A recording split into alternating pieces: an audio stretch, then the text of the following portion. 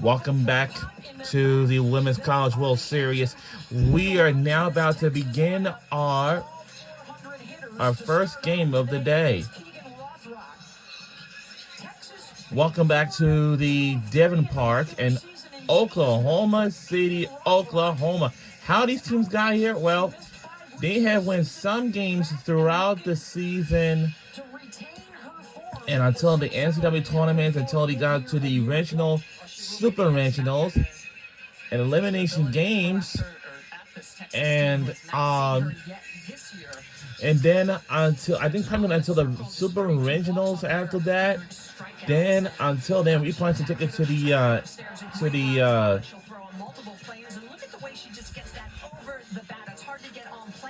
until the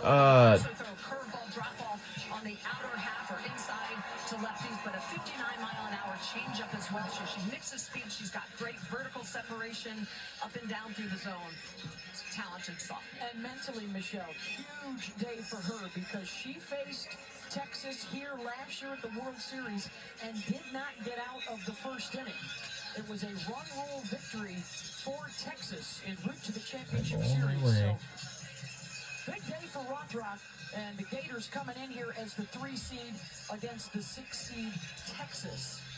And her 4 starts last year. They're kind of lingering right now around the circle because we've got an issue that the grounds crew is working on out at second base. Sitting a little bit high off the ground, so they're trying to dig out some dirt, get it back in there. Marty Abazishan, Aaron Peterson, Steve Gould, Cameron Ellison, our umpiring crew on this opening day of the Women's College World Series with SEC versus SEC in Game 1 today, and then also in Game 2 today with Oklahoma and Tennessee. So after we finish here, and then Oklahoma and Tennessee. Now from Holly Rowe on Keegan Rothrock's return from injury. Ali? Well, Keegan Rothrock has had to be resilient this season. She missed over a month of the season between February and March with a right body injury. Now, that's her pitching side. She said she has done a ton of rehab. She's been sleeping in a hyperbaric chamber, been in it a couple of times a week. And look at this. It got off to a slow start when she came back. Her first 9 appearances, 3 and 4. But the last 8, she is rounding back into form. Remember, her ERA last year was only 2.5. She has been a lights-out pitcher for them, but she's just now starting to feel like herself again this season. This will be a big test for her to start this game.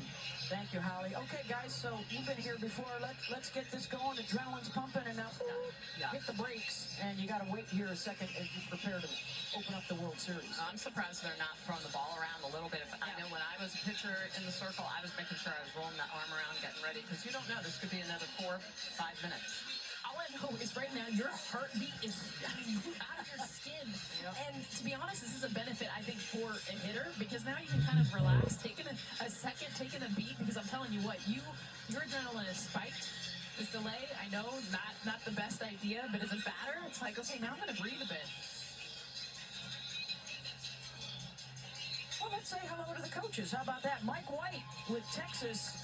It is the Longhorns' 8th World Series. It also is Mike's 8th World Series. 5 at Oregon, and now his 3rd time with the Longhorns looking for that elusive national championship. And his counterpart, 13th trip for the Gators and head coach Tim Walton.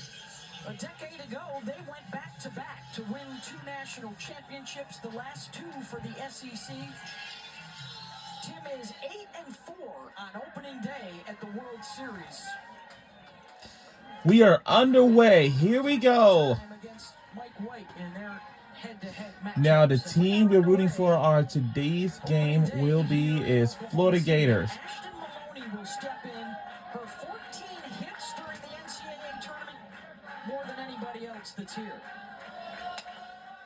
Foul ball. Ton of speed, ton of short game. She's going to come in, analyze the defense, really that left side. That's where she works, kind of creating angles with that slap game. Can bunt as well, hit away. 436 batting average. She is a key cog at the top of this lineup. She and Henry really good at getting on base. Scott and Atwood really good at bringing them home. As always, Michelle, that strike zone that they give to the pitcher is going to be critical sides. Absolutely, and you're figuring it out in that first inning. Is it going to be high? Is it going to be low? Am I going to get the corners? Foul ball again.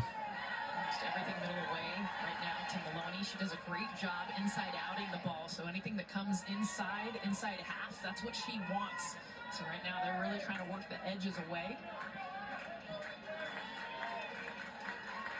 Here's the 1-2. Chopped to short, and a good charge by Ryder Hildorf. One down. Had some rain overnight. Downpours at times, but you were down on the field earlier, Jess, and everything looks pretty good on the grass. I always worry about the outfield because that's the one thing that doesn't get covered, where all the rain from the tarp gets dumped, and it was dry out there, which is good news for the outfield. Expecting capacity crowds again this year here in Oklahoma City, I don't know. which will also be the site for the Olympic Games. First strike for There's Caden Henry, the sophomore. foul. With a 500 on-base This is their okay, that's a strike two. Caden Henry is one of my favorite players out of that for the Longhorns. Their home place is Red and Charlie McCobb's Field in Austin, Texas, on the campus of the University of Texas at Austin. That's their second out for the Longhorns. She just gets to play. This is a screwball in the outer half, and look at the way Erickson is going to frame it up. 0-2 pitch. You got to go get that, especially early in the And that's game. should be a curve. Yeah, it is a curveball. All right, let's see what this player I have to do. But Here comes Mia Scott. and it's Third a World Series there's no sign for this one. Mia Scott is also one of my favorite players, and she's a senior from Angleton, Texas. announced yesterday as a Well, second-team but All-American. we don't know exactly. Has only struck out 8 times all year. Ooh, the first strike. Oh my lord. Best hands in the game. I'll say our Florida Gators might be able to make it to the national championship, but we haven't won the Natty ever since then. Come on! Oh no! Down the line, and the backup by Shoemaker out at What? right, and Mia will hold That can't be right. infield hit with 2 outs. Oh gee.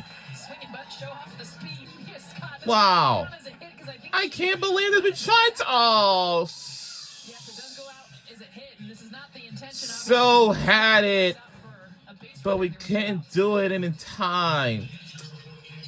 Oh gee. Come on, ladies. Atwood, the best slugger in Texas history. Just a junior and already tops the career home run list, and just a couple shy of being #1 in runs batted in. She's just so complete. It's hard to get anything past her.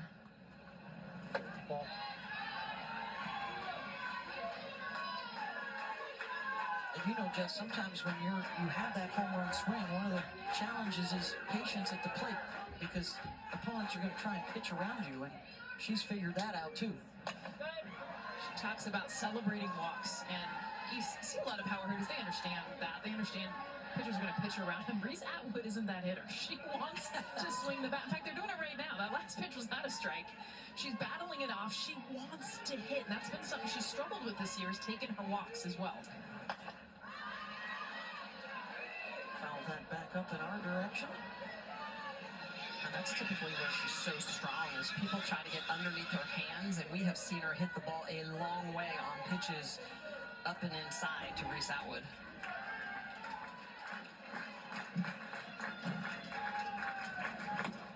Swing and a miss. The strikeout. Couple of strikeouts for Rothrock. Texas will strand one. And our turn will be next, right after this messages.